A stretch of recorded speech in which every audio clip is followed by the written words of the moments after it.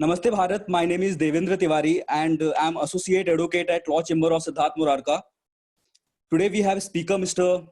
Ashish Chauhanji, who is practicing as a trial lawyer for past 20 years in trial courts, and he will be enlightening on today's topic, medical negligence and criminal law. So now, Ashish sir, you may proceed. Yeah, so good evening. All of us are unmuted except me. So I only have the liberty of not being unmuted.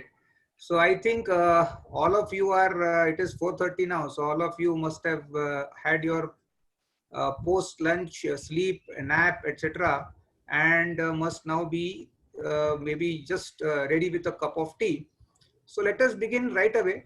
The topic that I'm going to speak on today is medical negligence and criminal law. So I hope you can see the slide on your computer screens, which says medical negligence and criminal law. So basically, I am going to focus on the aspect of negligence, which is a subspecies of medical negligence, and I'm going to focus only on criminal law. So, where the first thing that we come across is the concept of negligence. Now, what is this negligence? As a layman understands negligence and as a lawyer understands negligence, these are two vastly different concepts or vastly different topics. So let us understand what is the legal meaning of negligence. Now there are these three very important parts of what we understand in law as negligence. So first is a legal duty to exercise care. Now let us focus on every word because every word is going to be important. So we have there ought to be a legal duty to exercise care. That duty should be by virtue of something which is legal. Now that legal could be a statute, it could be a contract, it could be something else, it could be implicit, it could be explicit, but there must be a legal duty to exercise care. Now this care has a built-in word due care and caution. So first of all, there must be a legal duty on the part of that doctor. Right now we are talking about medical professionals. So we will focus on the doctor. So there must be a legal duty on the part of the doctor to exercise due care and caution. To do what? To be careful while he is treating his patient. Now, the second part of the concept of negligence is that there must be a breach of this legal duty. Now, this breach means violation, simple to understand. Now, if there is any breach or violation of the legal duty, there could be various consequential damages. Now, damage is again a legal word. Damage as a layman understands and damage as a lawyer understands. Of course, all of you are aware of it. So, damage as a lawyer understands is a different concept altogether. So, we have these three important ingredients of what defines a general concept of negligence. If you ask me a question, where do you find this definition? The answer is you don't find the definition in any statute. So this is a case evolved or a judge made kind of a law where the concept of negligence has been discussed time and again by various courts of law, and this is how roughly a definition has evolved over a period of years. So again, recapitulating, first it should be a legal duty to exercise care and caution. Second, there must be an active breach or violation of that legal duty. And third, there would be consequential damages. Now let us go a little further. Now, what are the legal proceedings that can arise out of negligence? So we have a larger set of negligence. We have divided into two parts. One is civil and one is criminal. So when I'm saying civil, I mean civil proceedings. When I'm saying criminal, I mean criminal proceedings. Now today we are going to focus on criminal proceedings. So we will not go into the area of civil proceedings at all. That's a different topic, maybe for some other lecture. But just as a kind of a preface, I can tell you that there are several proceedings that a doctor can face under the Consumer Protection Act for having not given or having committed what we call as the deficiency of service, and there can be an action in torts or what you can say as an action for damages for having performed something which would be in the realm of a negligent act. So therefore, these are the civil implications that arise out of an act of negligence. But we are not going to focus on them today. we are going to focus on the criminal aspect of negligence only. Okay. So going ahead. Now, this is a general, I have tried to sum or collate together the various principles of criminal culpability. And as we go ahead in this talk, we will see each one very, very meticulously and in detail. The first one is, what is this criminal culpability? So the very important distinguishing feature or a characteristic, if I can say, is that it requires a higher degree of proof as compared to civil liability. So we all know civil liability is largely what? Preponderance of probability. And what is criminal liability, or what is the burden of proof that is cast on the prosecution when one conducts a criminal prosecution? It is to prove the case beyond reasonable doubt. So therefore, the first distinguishing feature that we see so far as civil aspect of negligence and criminal aspect of negligence is concerned is that criminal aspect of negligence requires a higher degree of proof compared to civil liability. Okay? So we go ahead. Now, what is negligence in civil law need not be so in criminal law. So this is a very important point. When we focus on a criminal prosecution, we have to understand that what may be passing off as criminal prosecution, or what may be passing off as negligence, which is required to be proved in the criminal code, it may not be negligence vice versa in a civil court or otherwise. Now, as I said, the point number 1 is only being amplified as point number 3, that in a criminal trial, as we all know, the proof should be beyond a shadow of reasonable doubt. So this is why we say that there is a higher degree of proof when you compare it with civil liability. And very importantly, simple lack of care or error of judgment is not criminal negligence. So what is required for that act to be a criminal negligence? It must be of a gross or a very high degree. Now, where does the word gross come in? Why we say it's a very high degree? All that we will see as we move ahead. But these are the 4 points which can form the highlighting features of what constitutes the criminal culpability so far as a criminal action under negligence is concerned against doctors. Okay, so we are focusing on medical negligence against doctors in the criminal area. Now we come to the basic mother of all acts of criminal law, which is IPC, Indian Penal Code.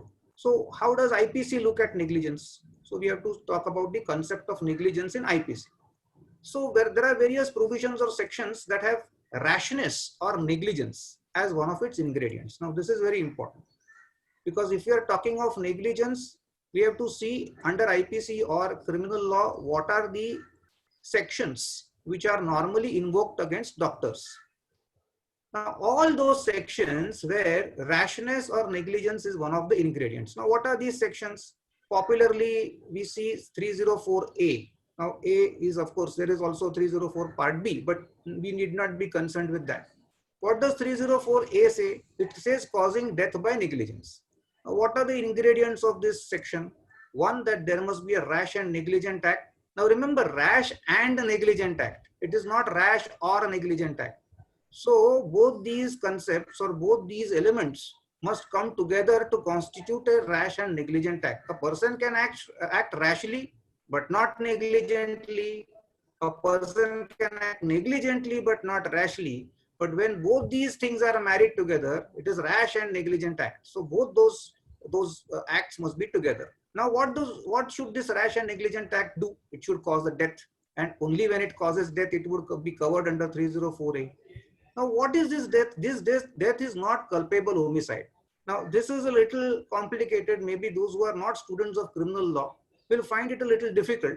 So right now, for the sake of simplicity, we will only say that 304A has 3 ingredients. One, that there must be a rash and negligent act.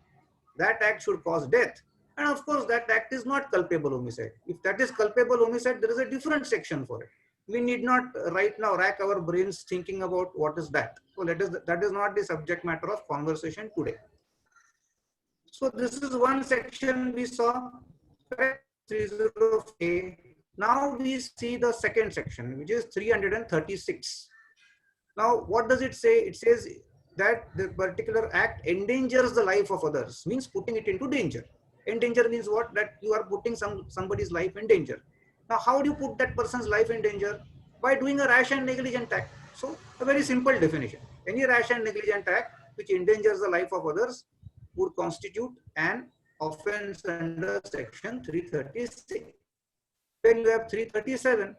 Now again, it is just a building up on 336. Only addition is that the requirement should be that the hurt must actually be caused. Now to give an example, if you are riding a scooter, let us say rashly and negligently, but you have not knocked down anybody, but you are going on the wrong side, or you are crossing the speed limit, what will you be prosecuted under? 336.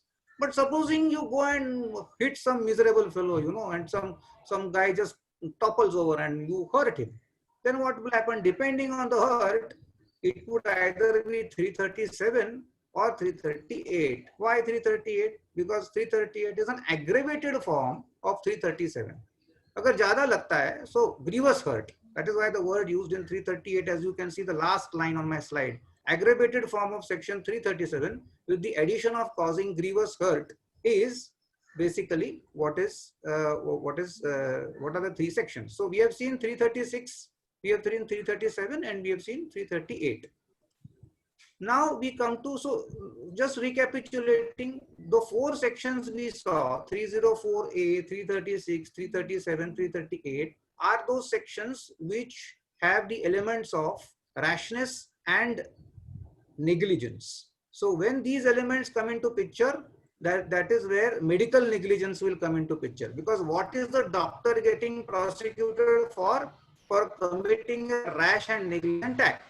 Okay, so he will be prosecuted in any of these sections normally. Okay, so now we come to the evolution of law on medical negligence. Now let us understand first and foremost, medical negligence is not some creature of a statute. This is not a byproduct of some statute. There is no statute. There is no book which says section 1, 2, 3, 4, 20, which talks only about, or which talks about medical negligence per se. There is no statute on this.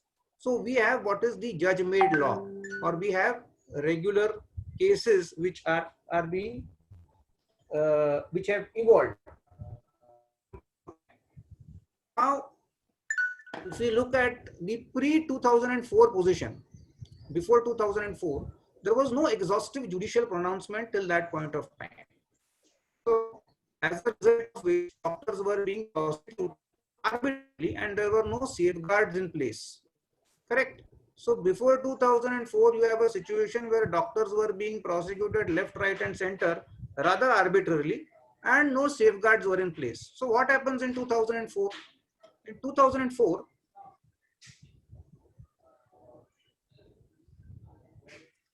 In 2004, there is this case of Dr. Suresh Gupta.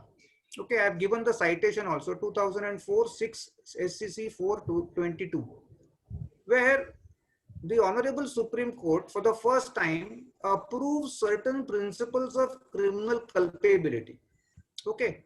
Now, why I am not discussing this Suresh Gupta case in detail is that this case has been referred and quoted with approval in a subsequent 3-judge bench ruling, which we will be discussing in detail. So that is why, just for the sake of brevity and to save time, I am not going deep into Dr. Suresh Gupta, but just keep it in mind that this is the first case in 2004 where the Supreme Court has approved certain principles of criminal culpability. Okay. Now we see the next one. Now this is the landmark case of Dr. Jacob Matthew versus State of Punjab. Again, at the last line, I have given the citation, 2005 6 SCC, page number 1. Why this case is so important? Because I feel, as a student of law, as a student of medical negligence especially, I feel that this is the very backbone of the entire jurisprudence on which the basis of criminal medical negligence is resting in India. So if you ask me what is the single most important case in so far as medical negligence is concerned, the answer that I will give you is Dr. Jacob Matthew case.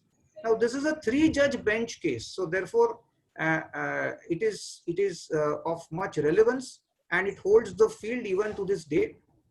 Now it has given very important observations, and at the same time it has set up certain guidelines. So we have two things to look at. One is what are the observations and what are the guidelines.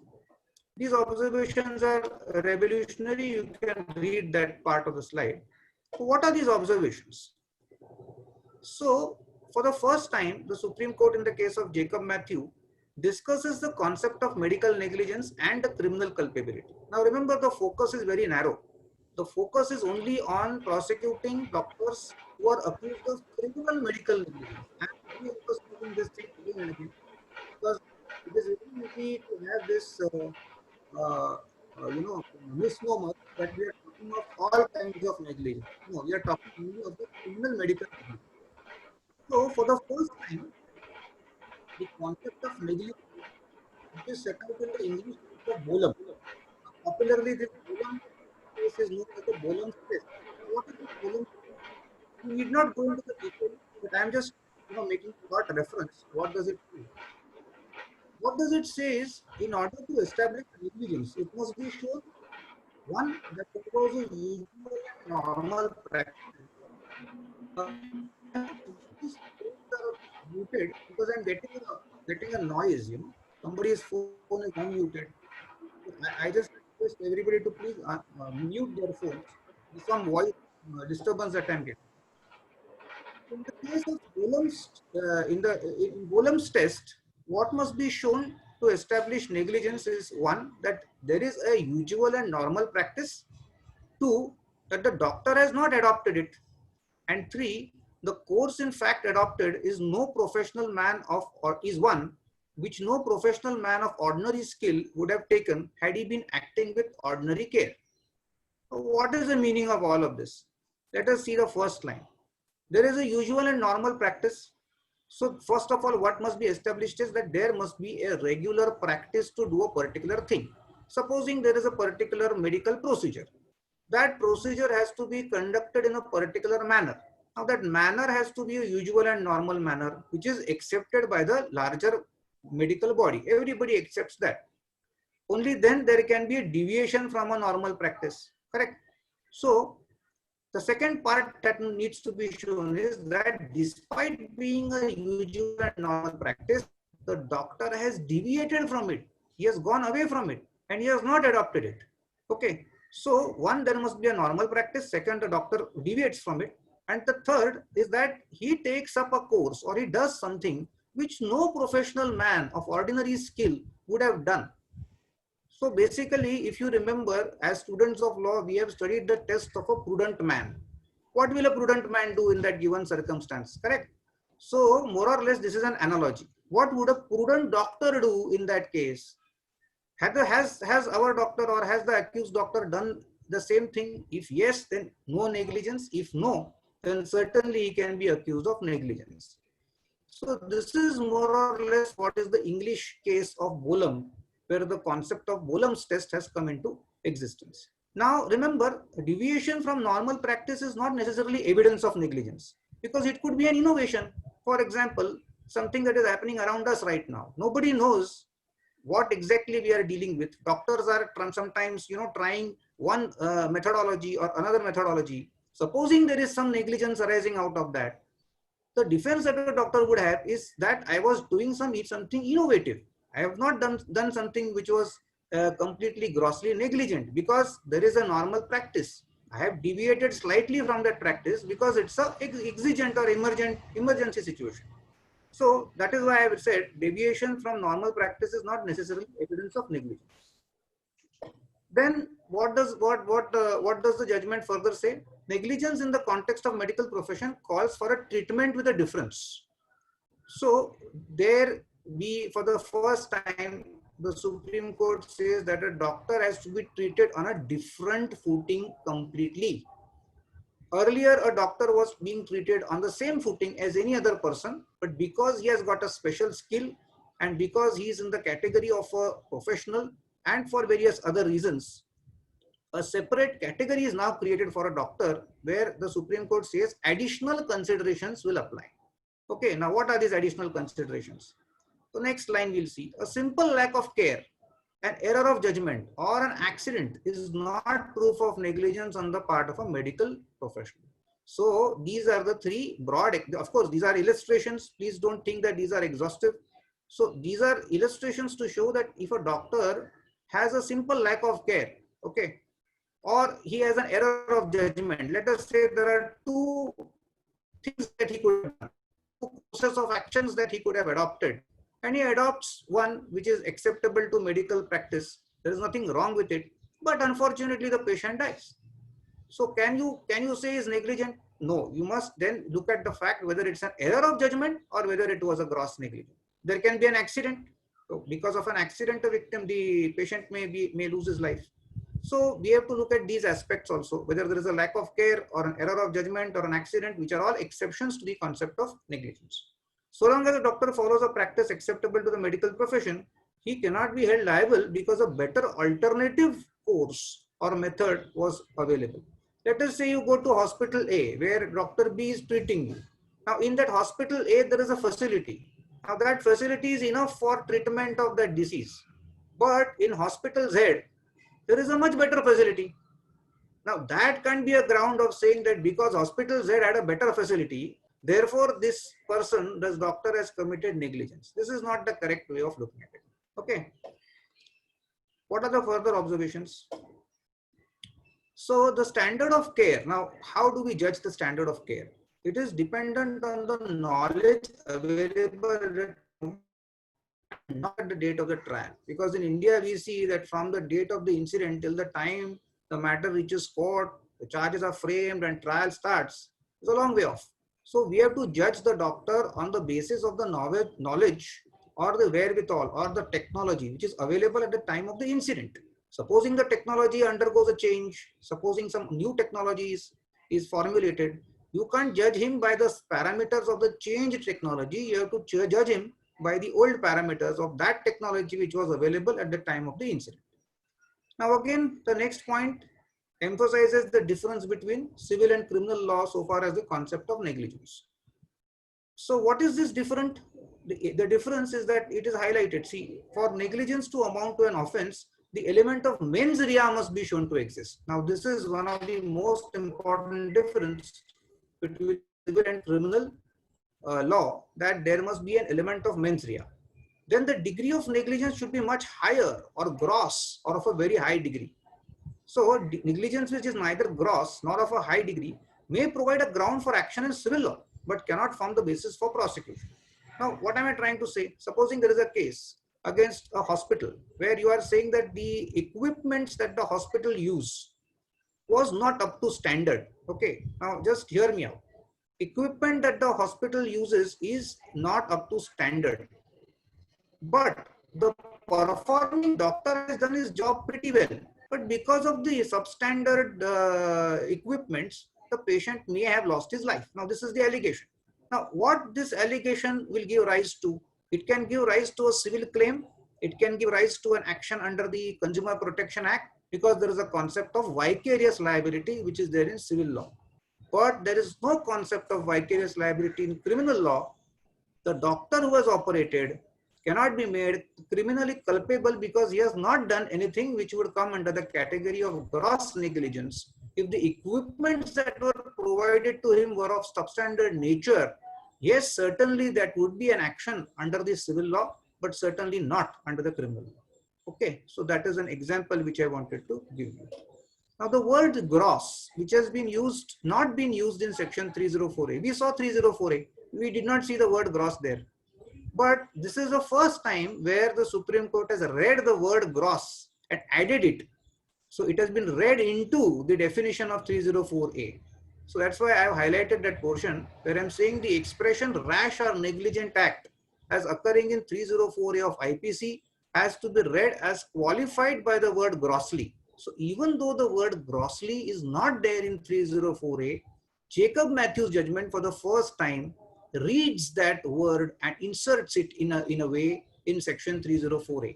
So now when we look at a doctor who is being prosecuted under 304A for medical negligence, we have to assume that the standard must be of such a high nature that it must be gross. So gross, rash and negligent act has to be read under 304A.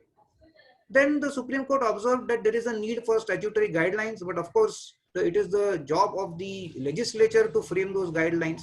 But till such time as the legislature frames those guidelines, some interim guidelines have been given. Now, what are these guidelines? The first and very foremost guideline is no routine arrest of a medical professional who is accused of medical negligence. So, आप किसी को उठा के अंदर नहीं कर सकते हो. Routinely you can't arrest. Only because there is a charge against a medical professional, you can't routinely, mechanically arrest him. So, how should you go about them? The answer is, before taking cognizance of a complaint, investigating officer, now this is very important and this is very practically important for all of us as practicing lawyers. The investigating officer will obtain an independent and competent medical opinion, preferably from a doctor in a government hospital, qualified in the same branch of medical practice. So we have three important things which are being discussed. First of all, the officer, before proceeding to register an FIR or to take cognizance of the case, what he will have to do? He will have to obtain an independent and competent medical opinion. So the medical opinion has to be competent. It has to be given by a person who is competent to give that medical opinion. That person or that doctor must be in a government hospital. Why? Because that will ensure that there is independence and there is no allegation of bias. And he should be qualified in the same branch of medical practice. Why? Because only that person, supposing an anesthesiologist is being prosecuted. Now, can somebody who is a child specialist or who is a bone specialist, can he give an opinion against him? Certainly not. So you will have to get another anesthesiologist who will be qualified in the same branch of medical practice and therefore would be competent to give a medical opinion to show or to decide whether the doctor has been negligent or not. Now, all this is applicable to criminal cases, that is arising out of police cases. That is point number A. So the Supreme Court also makes it mandatory for a private complaint. So that's why we say the requirement of getting an independent opinion applies also to a private complaint. So basically, even if it's a private complaint or a police complaint, this condition has to be mandatorily fulfilled. You cannot go ahead without this condition being fulfilled.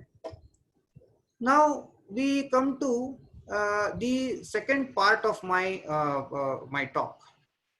We saw Jacob Matthew. First of all, we saw what is negligence. Then we saw what is medical negligence. Then we saw what is criminal culpability in medical negligence. Then we saw the evolution of law. We discussed the observations of Jacob Matthew. Let me add here that Jacob Matthew holds the field even till this day. So even today, Jacob Matthew, of course, it has been reiterated in number of cases in the Supreme Court. I have not given a list, but you can easily find them out. Just you have to type those cases which have been relied upon, which relies upon Jacob Matthew, and you will get a dozen of cases at least. So suffice it to say that it is a good law till now, and it is very much applicable. So the question that now arises is, can medical professionals be criminally prosecuted for other offenses in criminal law? Okay, why do we have this question in mind? Because we see right at the beginning of my slide, I have said that where rashness and negligence are necessary ingredients, only there the guidelines of Jacob Matthew apply. So are there such offenses where the concept of rashness and negligence does not apply, but still doctors can be prosecuted? The answer is yes. Now, what are those sections? We need to see those sections also. One of the 300 of IPC says causing miscarriage voluntarily. Now, miscarriage is nothing but medical termination of pregnancy. Now, the exception which is inbuilt in the section itself is that if the doctor does this miscarriage or termination of pregnancy either in good faith or for the purpose of saving the life of the woman, then it is not an offense. So this is a defense, or this is an exception that is inbuilt into the section, that if the act is done in good faith or for the purpose of saving the life of the woman, it is not an offense under 312. The punishment is 3 years of fine or fine, and offense is bailable. Now, very interestingly, this section has an overlapping effect with the Medical Termination of Pregnancy Act 1971, because in 1971 there was a legislation where the legislation is basically regulated how doctors will go about terminating the pregnancy of a woman. So in that also there is this exception that if a particular termination, so they have given various periods weeks, where certain weeks are prescribed for termination of pregnancy, and beyond that also there is a buffer zone. And so basically the reason why I am incorporating this in this slide is that this section 312 has an overlapping effect with Medical Termination of Pregnancy Act. This section has reflection there also. Okay, so if there is any lecture on Medical Termination of Pregnancy Act, perhaps I can be little more explicit and elaborate on that. The other section is 313 of IPC. Now, what is this? Is a very serious section, serious offense, causing miscarriage without the consent of a woman. That's a very serious offense. There is a life imprisonment or imprisonment for 10 years, and it's a non-billable and cognizable offense. Now, these are the two offenses that we saw where doctors can be prosecuted without there being a case of medical negligence. So therefore, the guidelines of Jacob Matthew will not apply. Now I come to what I would feel as a practical talk. I would like to share what for the last 20 years I have been practicing on the trial side. I have conducted a little bit of medical negligence cases. I have represented some doctors. So this is my personal take, and basically it's a personal opinion. But I think all of us can sort of benefit from it. Everyone has to evolve his own system. But these are my do's and don'ts in a medical negligence trial. So the first thing that I do is that I make myself comfortable with the medical terminology. And I'm sure this is a very important necessity, so that you come to grips with the language that is there in the medical records. Because you are going to deal with a client who is a very technical person. So you have to ask the client, who is a doctor, of course, for the medical terms. If you don't understand them, please be explicit and ask him. If you don't understand a particular concept, because you will have to cross-examine the expert person who has given opinion against your client. Remember the responsibility that is resting on your shoulders. So in order to discharge that responsibility, right from the word go, you must be very, very familiar as a doctor, with the medical terminology. And how will you find it? You can now, of course, Google things and all that. But the most important thing is to ask a professional, because the University of Google is not, doesn't give you any of. So always ask the client for the medical terms if you don't understand. Very importantly, ask the client to share all the OPD. OPD is outpatient department. That's a technical term, but you can call it the discharge papers. So jitne bhi papers hai, whatever papers he has pertaining to the case, you ask him to share those papers with you, because many a times what happens is the doctor, not being well versed in law, he doesn't know what is relevant and what is not relevant. So if you tell him that whatever you feel relevant you give to me, then he will give you what he feels relevant, which might not be relevant for you, or there might be something in that papers which might be relevant for you and which he inadvertently forgets to give you. So ask him to share all the papers that he has, and then you can go through them and separate what is relevant and what is not relevant. Then the third most important thing is, as we saw, the expert opinion report is the very backbone of an entire case of medical negligence. It is, it is the most important document of the case. Now, who gives this expert opinion report? Now, where does this expert opinion report come from? It comes from Jacob Matthew. We saw that there has to be an expert opinion report before registering an FIR. So there can't be an FIR unless and until there is an expert opinion report. We saw that already. Now, in metropolitan cities like Mumbai, there is a committee that is formed by a dean of a government hospital. So you have typically a JJ hospital or some other government hospital which forms a committee, which is called as the expert committee, which has a number of people, a number of doctors who are well versed in different fields, and at least one of them is well versed in that field where the accused doctor specializes. Okay, so they give an opinion on the negligence of the doctor. So typically that report should be a part of the proceeding papers, either the private case or the police case which you are handling. Now, what happens in district areas? We talked about metros. So in district areas, what happens is the district civil surgeon, he forms a committee to give an expert opinion. Okay. Now the expert opinion, as we saw when we went through Jacob Matthew, is mandatory to initiate the proceedings against a doctor, either whether it's a police case or a private case. So my advice and rather my suggestion, my recommendation to all my learned friends is please go through this expert opinion meticulously, because that is the crux of the matter, and see if it makes out a case for gross negligence, because we saw only negligence is not going to be enough. And practically, I'll tell you, many a times I come across these expert opinions where the opinion that is given falls ridiculously short of negligence also. Forget about gross negligence. So this can be your key to getting an acquittal. So please focus on this. See, go through that expert opinion word by word, look at it with a microscope, see if it makes out a case for gross negligence. Then very importantly, see if it's an opinion substantiated by reasons. So this we know as lawyers. If we are making any proposition, what will the judge ask us first? Please give me the foundation of this proposition. What are the reasons? Why are you saying so? What are the grounds? So the same way, when an expert gives an opinion, he has to give us grounds. And an opinion which is devoid of grounds, which does not have grounds, is no opinion at all. So please see if there are reasons. If there are no reasons, certainly you can use it as an ammunition for your cross-examination. Now see the competence, qualification, and expertise of the expert. There are three things: competence, qualifications. What are the qualifications? Whether he is really qualified to give an opinion, whether he is competent to give an opinion, and what kind of an expertise does he have? Is he an expert of the same branch, or is he some other doctor? All that thing has to be seen and analyzed. So see if the report is prepared in accordance with the guidelines of Jacob Matthew case. So Jacob Matthew case is your Bible. Go back to it, read the guidelines, see the expert committee report, see whether those guidelines are strictly followed or not. Cross-examination of the expert is the crux of a successful defense in a trial of medical negligence. This I can tell you from experience, because a case, the entire charge of medical negligence will either stick or fail depending on how you cross-examine these. All other witnesses are necessary, but they are not all that important. The most important witness perhaps is the expert. If you can successfully dent the opinion of an expert, then yes, you have a acquittal on your hands. So be very focused so far as the cross-examination of the expert is concerned.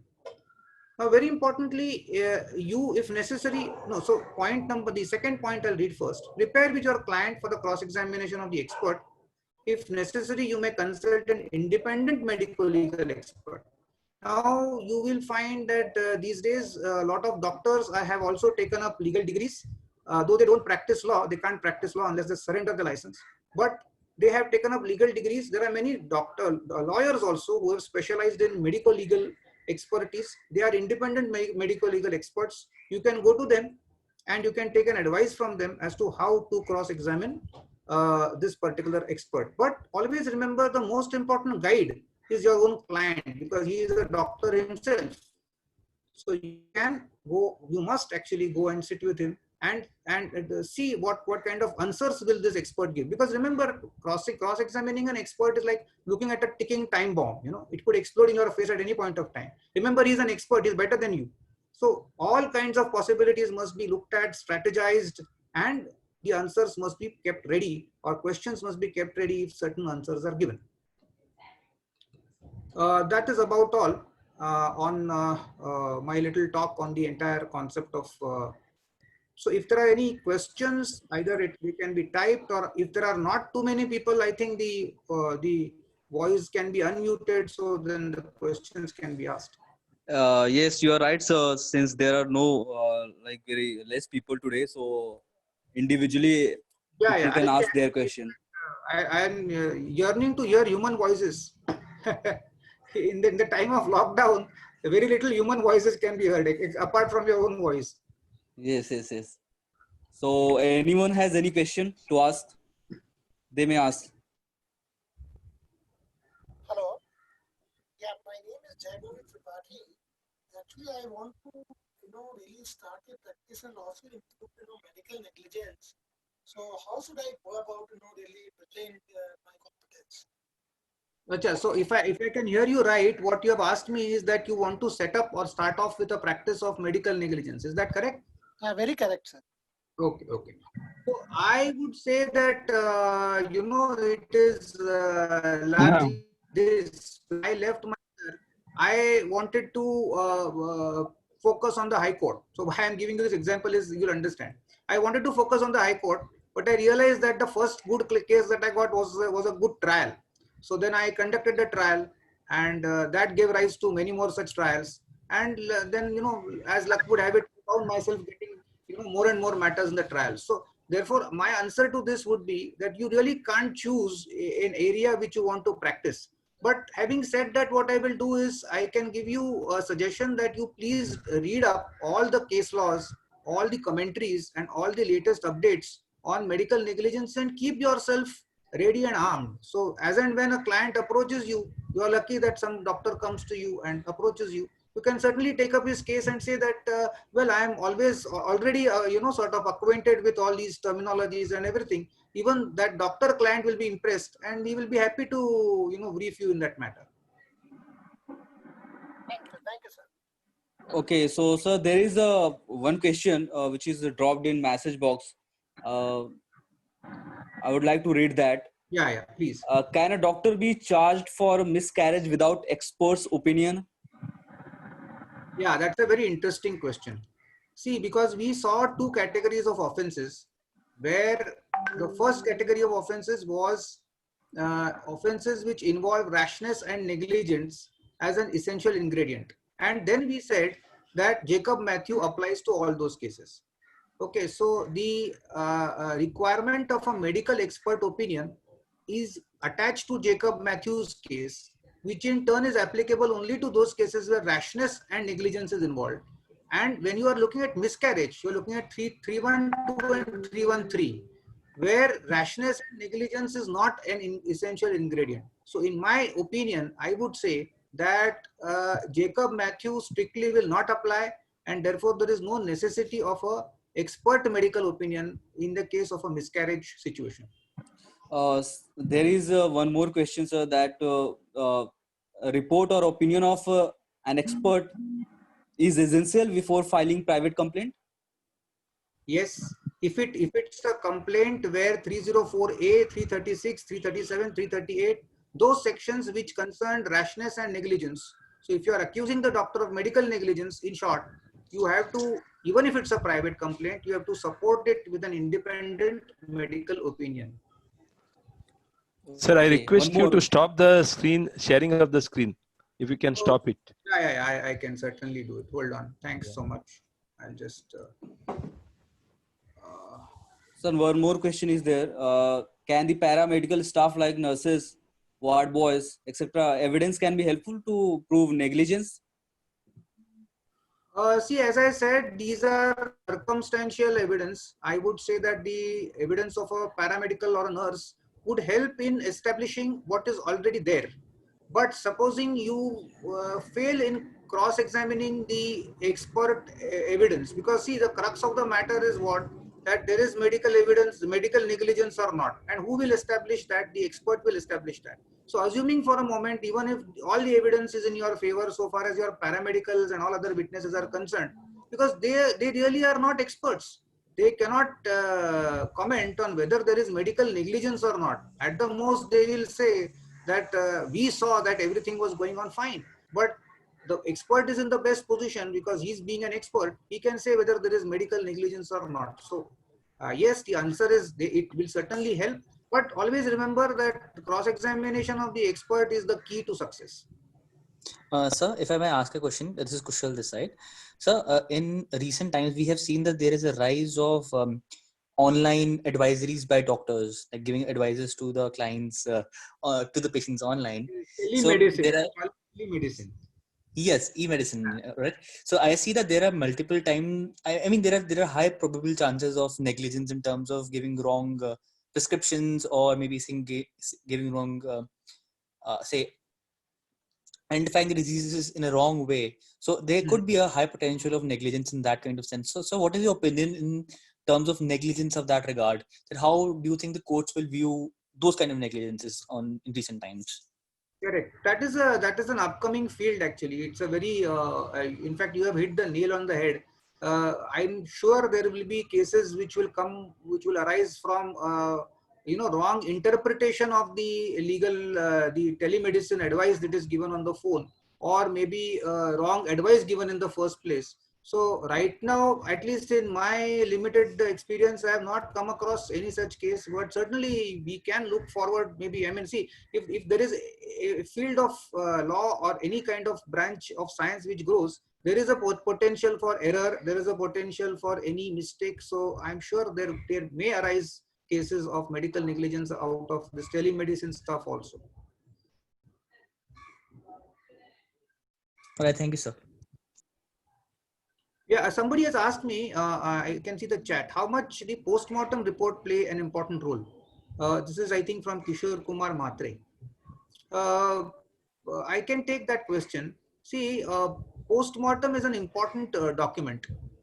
As trial lawyers would agree that post-mortem in a regular case, let us say it's a case of a hurt or a murder or some heinous offense, post-mortem plays a very important role. It also plays a very important role in medical negligence. So one has to be very meticulous and careful in looking at the post-mortem report, because the very important thing that post-mortem tells us is the probable cause of death, and that along with the final cause of death will give you a complete picture as to how the death has occurred. And then and always remember this, I'm also sharing as a colleague, that always remember that your doctor client is also a client. You know, he's a doctor, but he's a client. So as you do with every other client, you also need to take out things from him. You know, he is not going to tell you everything that happens exactly the way it has happened. It may not be possible. So you also need to take things out from him, and that is how a lawyer, you know, that is the art of being a lawyer. So yes, post-mortem does plays a very important role. I guess there are a few more questions, sir. Yeah, Online. vicarious liability doesn't apply in criminal law straight away. So supposing a hospital, so can you prosecute a hospital along with a doctor in criminal law? The answer is no. So you have to prosecute only that man, that doctor, that person who holds the, so who has performed the surgery or the operation. There is no concept of a vicarious liability in criminal law. Having said that, yes, you can prosecute that hospital in Consumer Protection Act, and you can also initiate an action under torts for that hospital.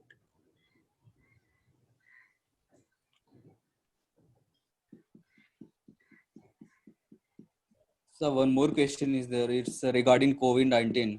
That if a private doctor treats case of patient having Case signs of and symptoms of COVID, but not COVID, confirmed by test. but I don't know. This is a very fluid situation. It will be, you know, very premature on my part to comment on that. But as I see it, the question says if a private doctor treats a case of a patient having signs and symptoms of COVID, but not confirmed. I don't know, right? Because this is really a fluid situation. And in fact, if you see the news, recently I remember hearing about one such news where a private doctor did treat a patient. But I believe that there are strict instructions about treating a non-COVID patient and a COVID patient. But the difficulty that lies is that the symptoms are so overlapping that it becomes difficult for a treating doctor to make out the difference. So it's a very fluid situation. Really can't give an answer. False report submitted in criminal cases. That would be an action and for perjury. Somebody has asked me, can a doctor be charged for negligence? It can't. It is not medical negligence. That's a different concept. But yes, under perjury, he can be charged for giving a false report in criminal cases.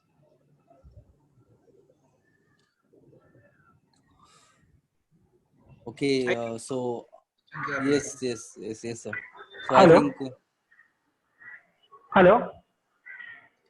Hello. Hello. yes, sir. We can hear you. You can Yes. ask your question. So it's a question regarding a dentist. If the opinion is given by a dentist to one of his patients, let's say for an example, if there is a tooth which is twisted, okay, so the suggestion given by a doctor that okay, it's better to go for the implantation rather than going for a bridge. Then thereafter, after removing that tooth, if the implantation cannot be possible, then can the doctor be held negligent in that matter? See, it's very difficult to give a hypothetical answer to a hypothetical question, but still I'll make an effort.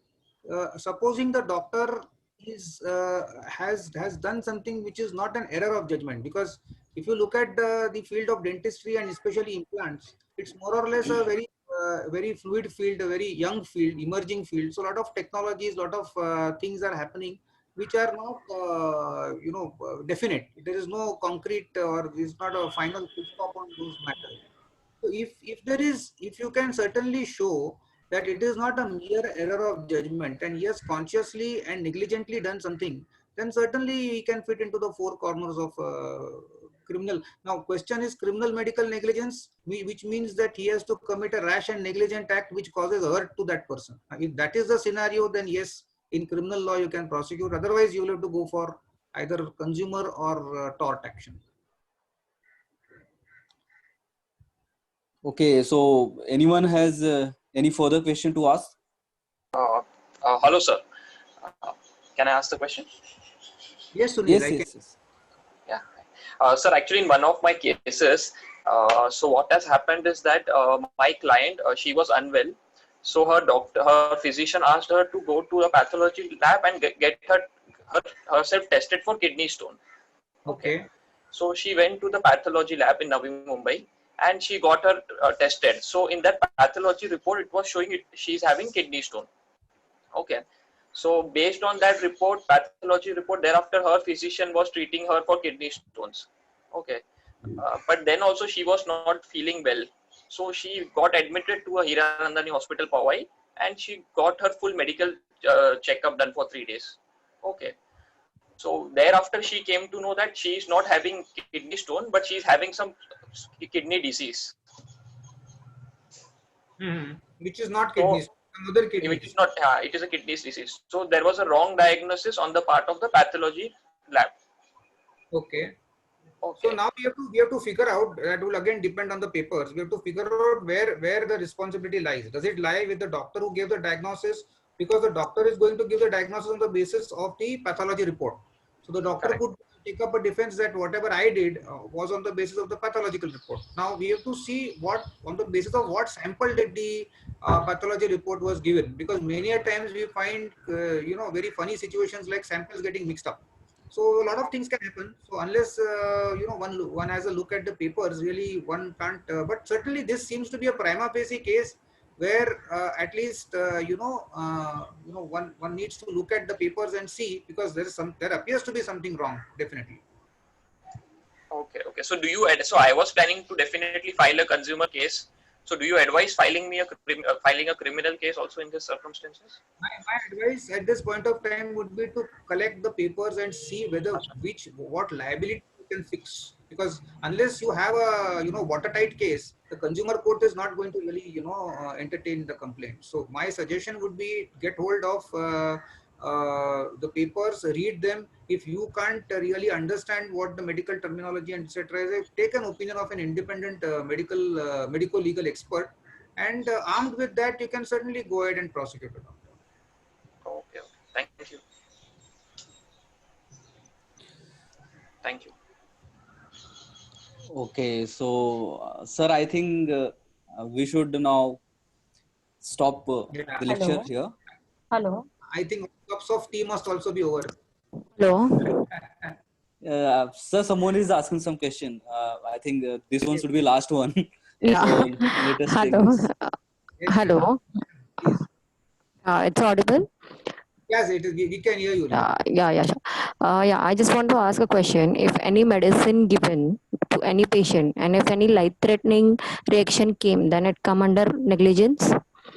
Yes, certainly it comes under, because see, the doctor is supposed to give the medicine on the basis of whatever are the allergies, the problems. So in medical terminology, we call it comorbidities. So supposing a patient has got diabetes, hypertension, all that information the doctor is supposed to gather first, and then he is supposed to give the medicine. So if in your case, supposing the medicine is not given considering all these parameters and there is a life-threatening reaction, then certainly this is something is wrong. So it can be looked at.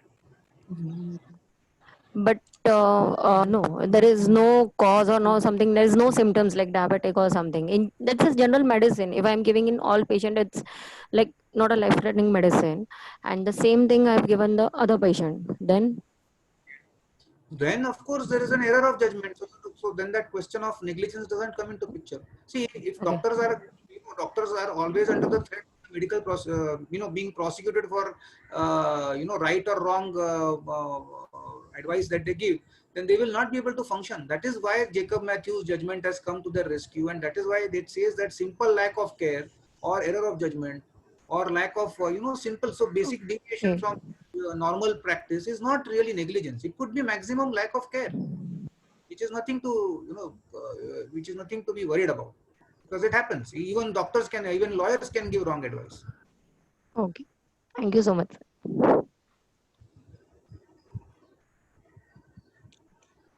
Okay, so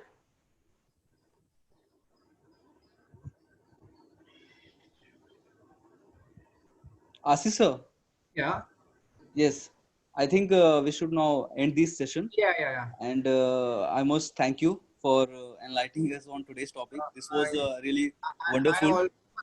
I must take this opportunity of thanking Siddharth and his entire team, because honestly, all of us lawyers, during this lockdown, we were feeling कि हम लोग सब भूल गए हैं. We have lost touch with our books. So it is because of Siddharth and his wonderful team that I actually it's like going for a matter for me. I was thinking in the morning कि what will I say? I'll read up my old books and everything. So in a way, it's a very nice thing. All of us are becoming, in tune with our books and our briefs. So Yes, thank you yes, very yes. much, Siddharth, and your team. So it's really wonderful from your side. Sir, can you share the PPT either in the chat box or in the group Telegram I group? may not be able to share because I'll be giving a lot of other, lectures on this forum. But I've made a little, bunch of notes. So I can probably circulate that later on. Please, please. Yes, sir. Thank you. Okay.